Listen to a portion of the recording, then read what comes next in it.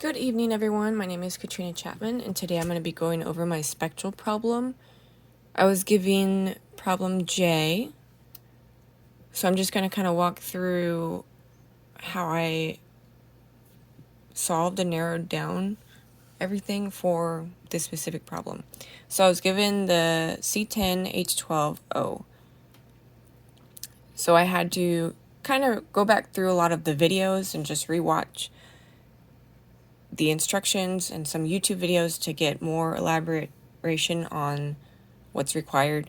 So when we're looking at our spectral problem for our IR and then our NMRs, we just want to remember from 0 to 1,000, we're not going to really count that portion of our graph, mainly because it's the fingerprint region and we're not really analyzing that section. So then we also want to remember that from 1,000 to 1,500 is our single bond region. And then our 1,500 to 2,000 is going to be our carbon-carbon double bonds and then our carbon to oxygen double bonds. So anything in that region we would be looking for or would correlate to those specific sections for our compound.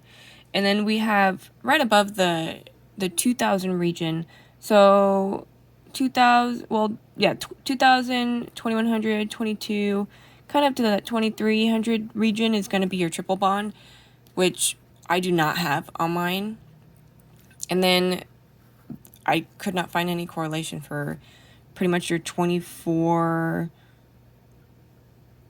25, 26 region. I couldn't find any correlation there, which, okay. And then anything that's bonded to a hydrogen is pretty much going to appear from your 2,700 and up. So I have hydrogen bonds. So if you look at my IR and everything that all my graphs, if you look, you can see that, okay, I have single bonds. Yes. I have double bonds, and I went ahead and just from research that I've seen, the carbon to carbon is going to be this peak here at about 1,600, and then you have your carbon double bond to oxygen around 1,720, and then of course the hydrogen bonds are going to be above the 2,700 region. And then I went ahead and looked at this bottom graph. So this bottom graph, it's going to show basically your chemical shifts, your downfield, your upfield, as far as shielded and de-shielded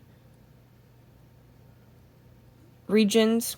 So we want to remember that the 0 to 40, well, pretty much the 0 to 100 is going to be your sp3 tetrahedral. And then anything above 100 is going to be your sp2 planar. So 0 to 40 is your carbon to carbon, carbon hydrogen bonds. And then 40 to about 80 is carbon to nitrogen, carbon to bromine, or carbon to oxygen. So based on the peaks that we have here, okay, I know that these are possible, but I didn't specifically know which ones. And then we have some peaks over here between the 120 to about 150, somewhere, well, 120 to 140. And so that told me that, okay, I have a carbon double bound to an oxygen. So, you know, it also told me that this region is the aromatic ring region. So, okay, I potentially have a ring in my compound. And then this peak over here above 200 is known to be seen when there's aldehydes with your compound or ketones. So I know I'm going to have something there. So that's pretty much everything that I got from page 1. On page 2, we have our other graph here, and we can see our different peaks. So this one was more for the hydrogen. So again, you have your upfield, downfield, shielded, de-shielded, your frequencies, and your chemical shifts that you can see based on which direction and which end everything is at on the graph. So we already know, okay, there's more than likely going to be that ring. And we knew that from the 120 to 140 peaks that we had. Now, if we look at our hydrogens, we have 3 hydrogens with a pretty strong peak. And then we have our 4 hydrogens here, which all these crazy peaks in here tell me, okay, it's going to be surrounded by a whole bunch of other neighboring protons. And this one here, because it's a single peak, that told me, okay, it's probably a methyl group with no neighboring protons. So this is probably the end, one of the end regions. So that made me say, hey, okay, let me put a methyl group on the end. So we have a ring, and then there's going to be a methyl group. That I knew for sure. So then this peak here at, I guess you could say 6.5 to 8, again, is that aromatic proton region.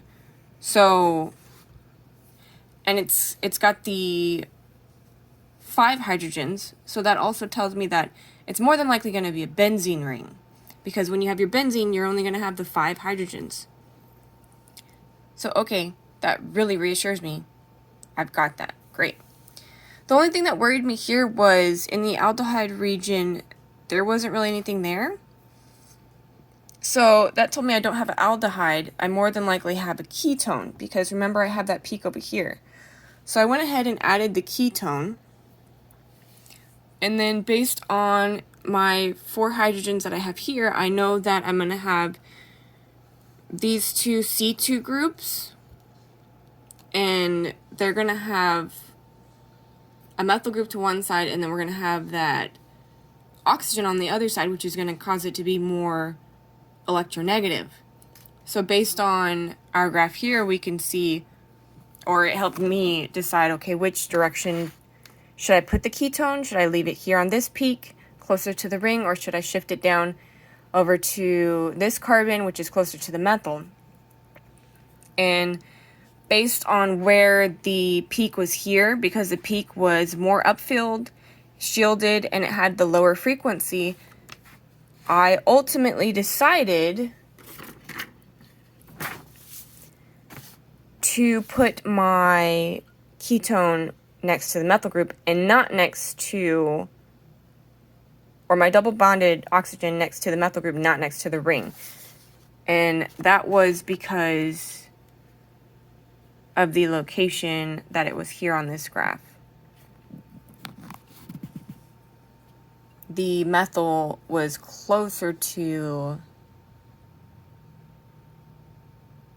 the hydrogens,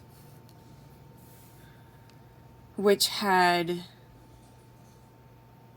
more shielded and lower frequency based on their location here at 3. Well, right below 3. So then I also did my hydrogen deficiency index, and I went ahead and did that calculation. So I ended up with 5. So then that also told me, okay, benzene ring. And let's see. Oh, back to page 3. So then on page 3, I also did the calculation for the sites of unsaturation. I am not 100% sure of these, so if anyone can comment and clarify or shoot me an email, if the sites of unsaturation and this DU here are different things, I'm not 100% there, but that would help out a lot. And then this was the final compound that I came up with. I've got my benzene ring. I've got that ketone that I knew was going to be here. I've got my 2 separate hydrogen C2 groups. And then I have my methyl.